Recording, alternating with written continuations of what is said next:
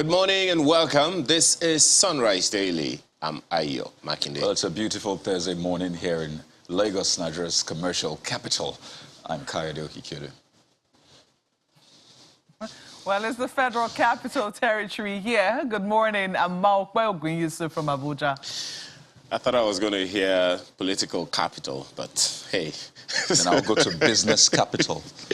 Okay, well, the paper straight away, as you can see this morning, we already have Wale Fatade with us. He is former assistant managing editor, Next newspaper, and commissioning editor of the Conversation Africa. Thanks for joining us today, Mr. Good morning, Mr. Makinde. Good morning, Mr. Ogikiolu. Good morning. And good morning, Madam Maokwe. Well, I don't know. There are sports for choice as usual. Sports for choice as usual this morning. But maybe we should begin with the Guardian newspaper this morning. And the Guardian newspaper is talking about the Electoral Act amendments. Lawyers, others hail as Senate rejects Buhari's request. Good number of riders there. Senate gradually asserting its independence, says Adeborua. It's victory for democracy, our Kalu. Lawmakers should be commended for rising above being rubber-stamped. Ogbankwa declares time not ripe for further amendment of Electoral Act. Pius insists rejection in tune with demands of Nigerians, says CNPP. First of all, did you see this coming? Well, you know, there are some things that are peculiarly Nigerian that you might not get any other place, for good, for bad. I mean, I'm still at a loss how you sign something into law, not up to a month. And, you know, I came out to tell us, I'm talking about president now, that you had a deal with the National Assembly members that you will send this part for amendment. You should have not signed it into law. So, and I thought sincerely that it was going to sail through. Because the difference between our senators or our National Assembly members, the legislators now, and the executive has been 6.5 dozen. They have been in bed for quite a long time. That I never saw this divorce or temporary separation coming. So Temporary there is separation. how do they say that in English? Money is still yet on creation day. So, but I think it's absurd. Something that has not been tested, is not up to 2 or 3 weeks old, and you just want to amend again. But that's not the first time. The same thing happened with PIA. Yeah, we know. Yeah, it's actually for amendment now. And it speaks at another level, the quality of advice available to our president. And I'm speaking of legal advice now. That if you had your reservation, don't sign. It's your right. You are constitutionally allowed to do that. So, you know the irony here, Mr. Fatade? Yes. When it was first rejected, people said, you should have signed it and then called for an amendment. Now he did this. No, the people who said that were those who are just politicians. They are not ordinary citizens like you and I. No, sincerely. Because in as much as I have my own reservation, specifically now with that part of the Electoral Act, but that's me. If the democracy might be messy, might be dirty, but it's still ruled by the majority. If that's what the majority wants, so be it. So it passed the 2 chambers of the National Assembly. So the president had the right of not signing. So let's hope. I was thinking they would have gone. I mean, they were going to use their own veto power, which never happened. So it just shows how we have turned governance into a comedy show. With due respect to serious comedians. Well, the World Kidney Day. Why over 20 million Nigerians are living with kidney disease. That's on page 10. I'm wondering. It's actually on the rise. And last year, we published an article on the World Hypertension Day by a consultant endocrinologist in UCH. And it was, I mean, he shared with us some scary statistics. Progressively, we are being on the rise with Nigerians coming down with kidney ailment. And one little connection that we fail to make is the ubiquitous manner or way we sell all this alcohol in sachet. It's everywhere.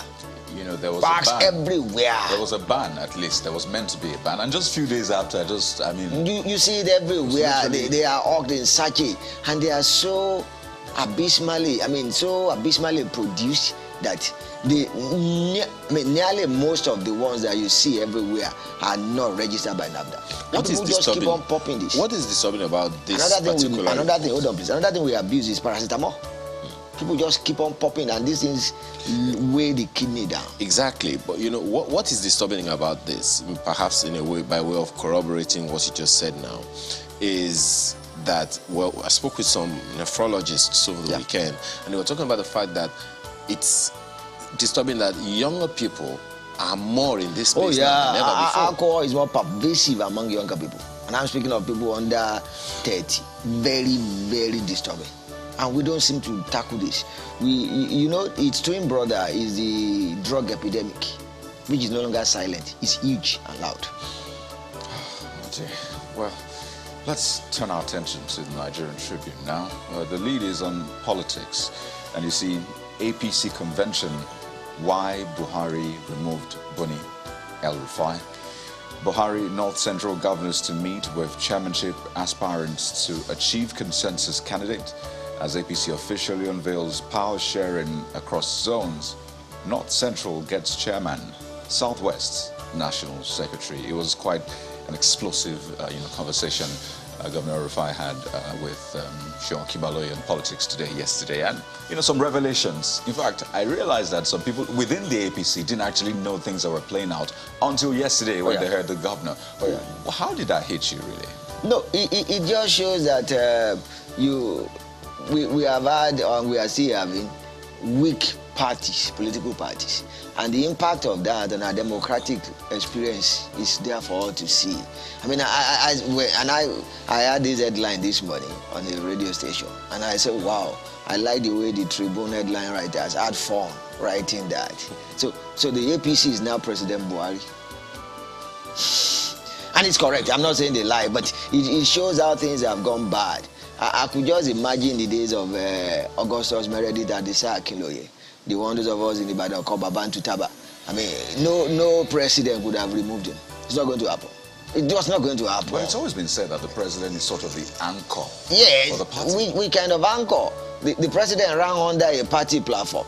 But then you remember, I've always called the APC a special purpose vehicle. I think that's some of them also agree. Oh, anyway. It was set up solely to grab the presidency. And the exit of President Buhari from office should mark the end of APC. Now, the underlying story... Mr. Fatade, I mean, that's a prophecy of doom. I'm sure the As I should mark, I didn't say might, should. We are going to see that. I'm sure they beg to differ.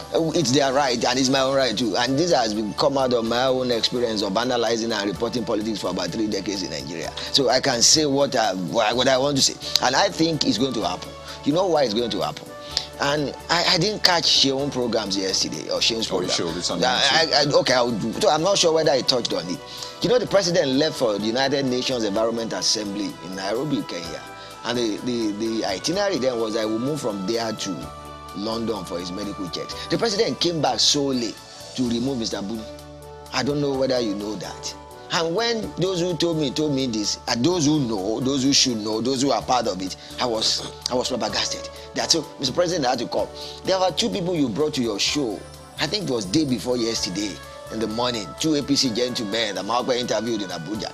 You know that one of them was still claiming Mr. Buni was the chair, and I was like, excuse me, wake up from your dreamland. So that is what the president wanted, and you could see what the Kaduna governor said is what the president wanted, and it's so painful. We have said this over and over again, how much governance is actually going on now. It's particularly painful for me because I know Niger State, that the governor of Niger State, with the terrorism under his watch, still had this luxury of time to be going around partying or politicking. And when I said that, the colleague told me that, sir, he's a politician after all. And that's what we are seeing. So it shows that, but then, which one is which, as they will say? The PDP is not faring better. In fact. In my home state of Osun, they had 2, whether it's fake or genuine primaries. What they call it now, parallel or perpendicular? So who is the actual governorship candidate? There's something you mentioned about the Second Republic chairman of the ruling party at the time that nobody could really. I've asked that question several times. Akade will remember. How come it would seem like the office holder seems to be superior to the chairman of the party, especially in this Fourth Republic? Organically. No. Even the PDP? No, because the PDP has mutated from what you have in '99. This is not the PDP of the Alex Ekwemes of this world, the Solomon Lars of this world. So we now have a set of people that are the funders or the joiners. And the people still pay their party registration fee. I remember seeing that car with my grandfather. And you know, Unity Party started, UPN started as a Club 32 or whatever. So I remember my grandfather keeping his card, showing me how he paid those things, which he did during the AG time too. So where is their party membership card? Are they paying dues? Remember, it's political appointees that are funding parties now. The governor has certain amount. Mr. Fatade, we have so many papers to yeah, let me just take this one. Very sad story, really, right in the 3 pictures you see. Bandits kill soldiers, policemen in Kebbi.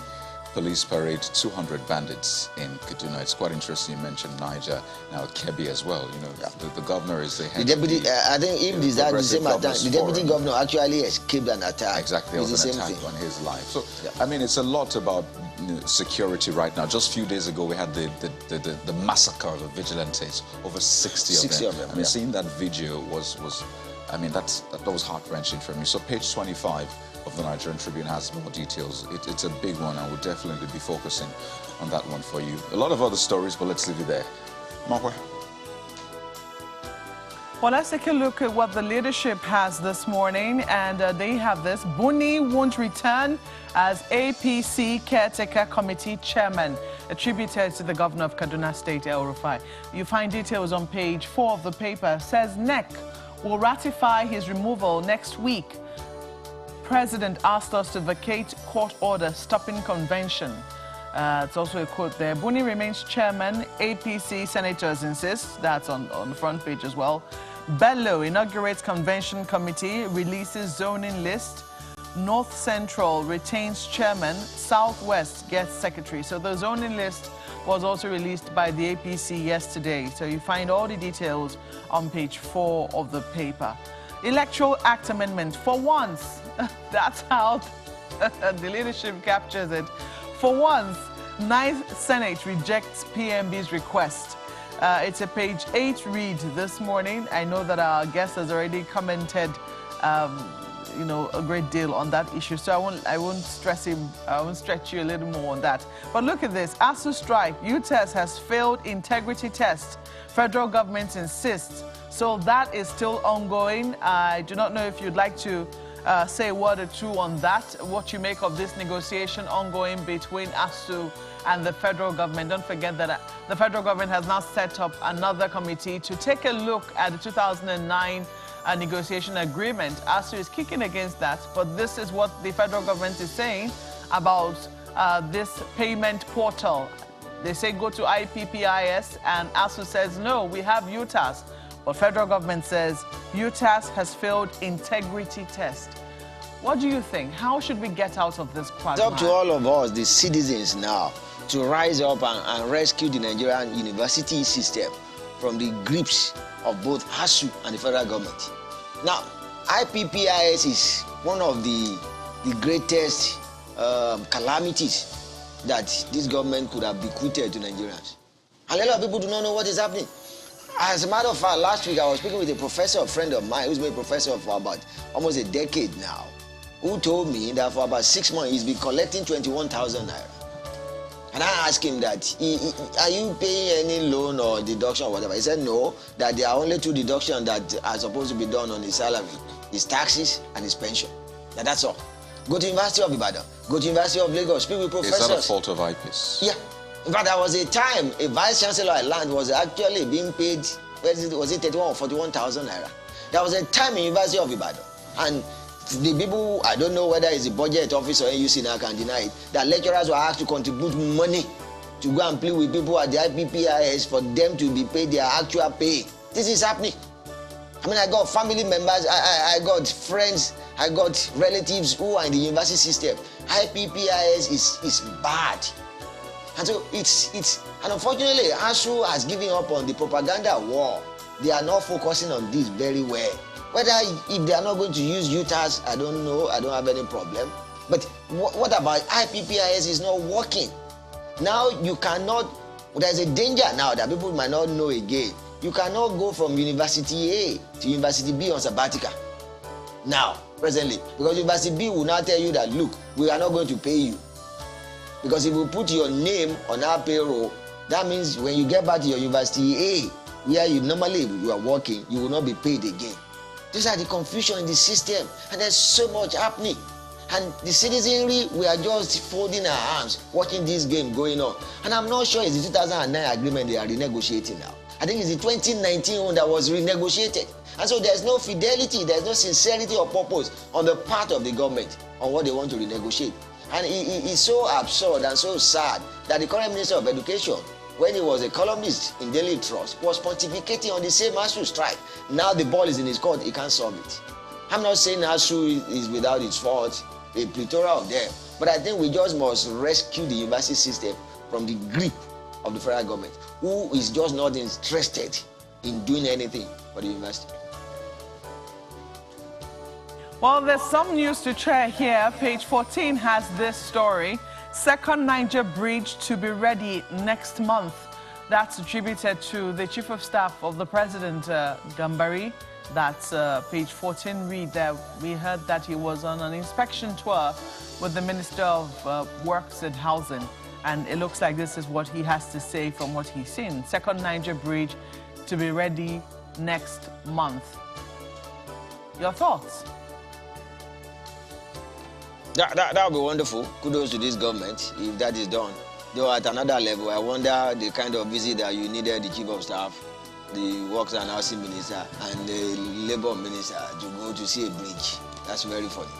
It shows the lack of serious work being done at that level of governance for us. Only one person was enough. And then why can't they, I could even be a cameraman, with due respect to cameraman in the studio. Just show us what you see there, and then we can take decisions in our offices in Abuja. But then we need such a high-power delegation.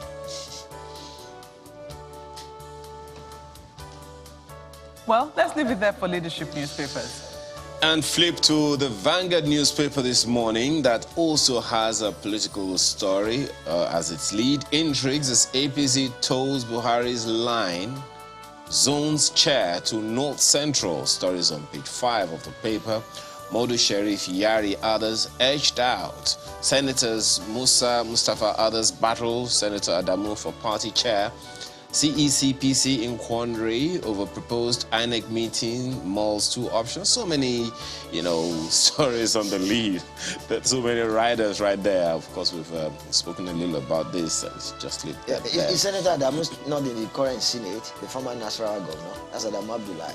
Is he still in the Senate now? The story is on page 5 of the Vanguard newspaper this morning for more details. And of course, there is a picture story. Inauguration of APC Convention Committee is on the front page with a number of governors right there. Under that picture, Umahi deputy appeal sacked by lower court, insists judge erred. Story is on page 7 of the Vanguard newspaper this morning. Seems this story is gathering momentum. It's unfortunate that, and I think that has become my cliche now this morning, that the same judiciary the governor bashed on Tuesday is the same judiciary you are going to on Wednesday to get succor. And it's so sad. It shows that our leaders should learn to calm down the moment of the heat of things. It's a judgment. You have the right of appeal. Whatever might be the merits of your case, go to the same court. And I don't know, but I think we must commend the NBA for raising its voice against that attack. The normal thing in Nigeria is that when the judgment favors you, Nigeria judiciary is the best. When it does not favor you, they are the worst. They have taken bribes. They could have, and then petition the NJC, follow that up.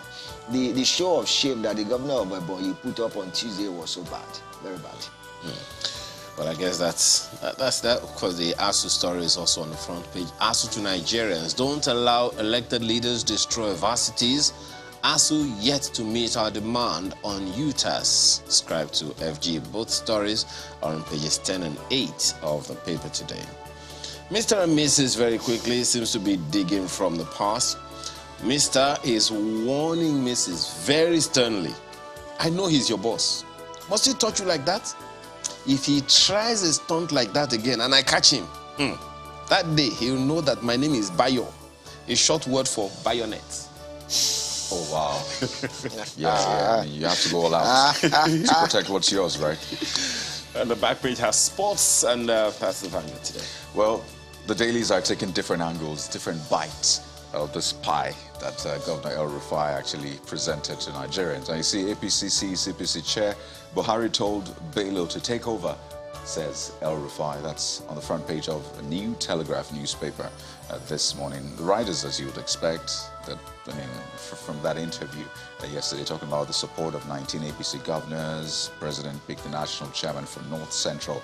But let me get your thoughts on this one. Oh, by the way, the ASUU story also makes its way to the front page. Yeah. And, we should keep on talking about yeah, it. they actually meant to renegotiate the 2009 agreement. Okay. That was part of the mandate that was given to them. But see, this one under the big picture. Autumn to Benue people get lawful weapons, confront invaders.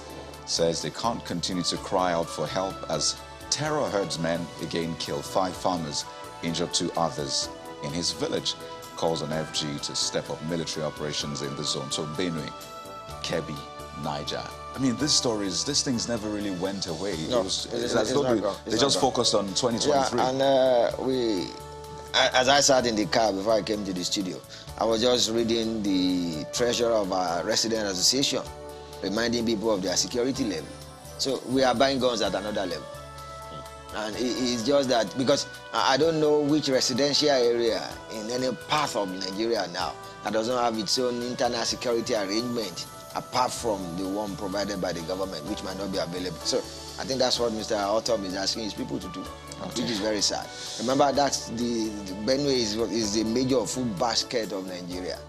Every time you are confronted with higher prices of onions, of yam tubers, the day I learned from my wife that a yam tuber was 1,000, I was alarmed. I'm sure you respect yam more now. Yeah, definitely, definitely. And she was like, are you just, I said, wow, 1,000 for a yam tuber. Wow, that's New Telegraph for you this morning, Mark. I have to chuckle at that. You just knew, you just found out how much a tuber of yam cost. Oh well, take a look at what Daily Trust has on the front page this morning. As Senate rejects Buhari's request, Amechi, Malami, Ingige, others in tight corner. So this will be the consequence of the Senate refusing to amend the Electoral Act as requested by the President. Mandated to resign before party primaries, lawmakers violate understanding with President. That's attributed to carry no time frame for appointees to resign.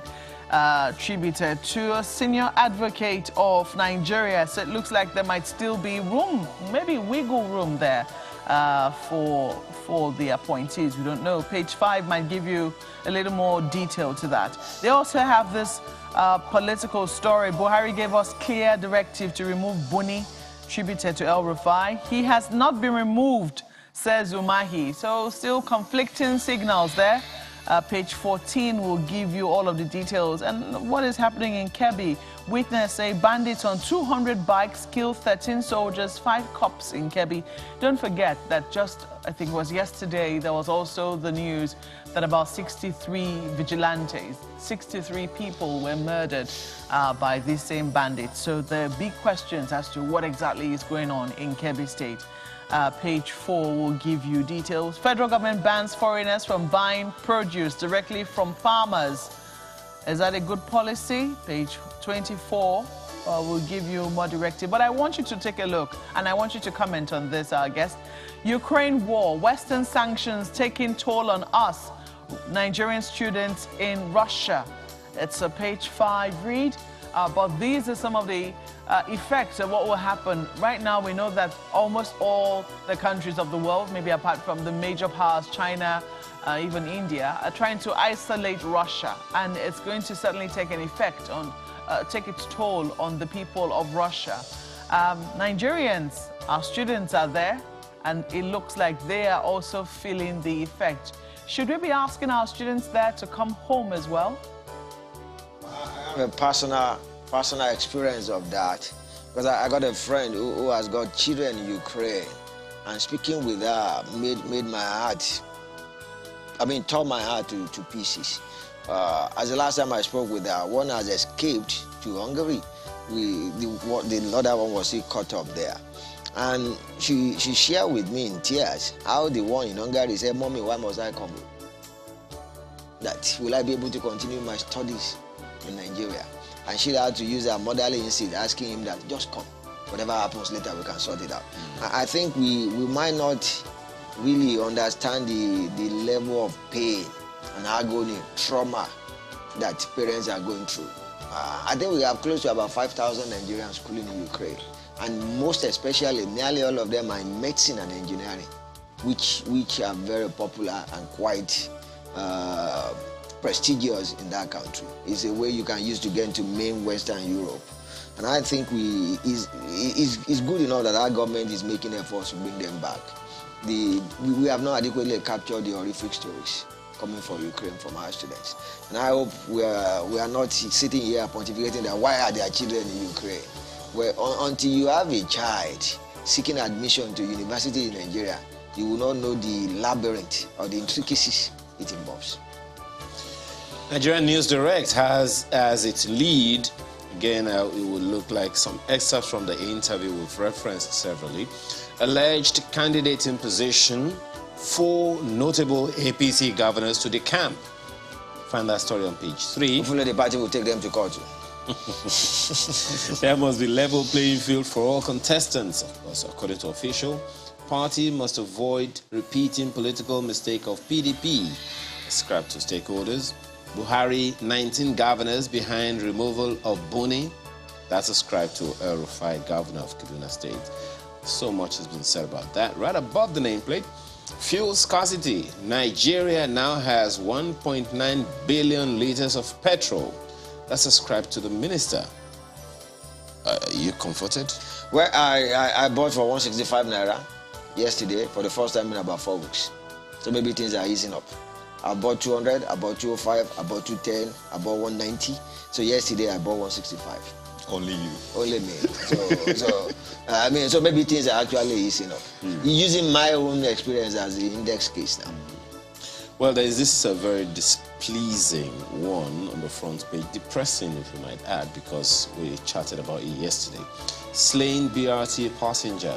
Lagos will not condone purveyors of evil intentions over incident. That's ascribed to the governor. I don't know what you make of this story. I think I want to go with the comment of the one we used to call Big Sam those days, advocate. I think the Lagos State government should not be the one that will investigate this case. I don't know what we have in our laws, but I think at a level, Lagos State government is a party because it's actually the operator of BRT. So there is so much tension, and it left me shattered as a parent that a government-operated transport system could be at the vagaries of ritualists or murderers or rapists like this. I can't wrap my head around it, and I'm scared that I got children out there. What because of them? Well, I mean, I should not be the one that will drive my children everywhere they want to go. No. But it shows how bad, how sad things have become in our society. And it's up to all of us to take this very serious. There's something somebody said, that how many more have been killed like that we never heard of. And I think that's what should be worrying us. Thank God Bamishe's case at certain level is becoming the smoking gun now, that is forcing all of us to look into this. But how many more have gone silently? And I think that's a question that lingers for a lot of people. And I can't shake that off my mind as a parent. Absolutely. You know, this investigation is meant to be done by the police, as it were, so not Lagos State government. Yeah. So at least we can expect that things are done right, level, especially with the attention that is on it right now. Well, Daily Independent is next. We'll just wrap up with this one. Daily Independent has, of course, how 5 APC governors staged coup against Buni. Yobe Governor Kwano Doede's name's missing in convention committee list, and a lot more, really. But this might actually shock a lot of people. Apparently, there was a fire at a petrol station in the Mushin area of Lagos yesterday, and I'm just imagining this is, I don't know if it's petrol or diesel, whatever the case is, these are very expensive commodities right now. Yeah, a building next to it was completely erased down. Oh dear. I was going to say, because I think I know the area. It's deeply residential area, even though it's along the major highway. Yeah. And the questions about, siting of filling stations, certain areas, and all of that. But at least we hope that this has been put under control. I'll just take one more. I'm spoiled for choice now. Let me see. I didn't see this coming. You know what? I'll just take this one. FG bans direct sales of farm produce to foreigners. This might not have its implication for a lot of people, but if you're in that space, especially with the recent trends, then you know how this feels. I'll just leave it there for Daily Independent because of our time this morning. It's definitely something concerning, especially when you recognize that, directly selling, most of the time we're supposed to add value to it. I never knew that was actually happening. It's a security issue. Yeah. Food security, and it's the ultimate form of security. Yeah. I mean, in Tunisia yesterday, I think I saw that is it the PM, Prime Minister or whatever, talking about people hoarding wheat and semolina, that the government will crack down on them because they import that from Russia and Ukraine, and because of the war they're unable to. And wheat and semolina are major staples in Tunisia. So food security is very serious. I never knew, and I'm serious, that people actually, foreigners, buy directly. That's dangerous. In broad daylight, as they say. Wale Fatade is commissioning editor of The Conversation Africa. Thanks so much for joining us this morning. Thank you for having me. We're back after now to take on the first issue for the day. One of them is most certainly being talked about already. Stay with us.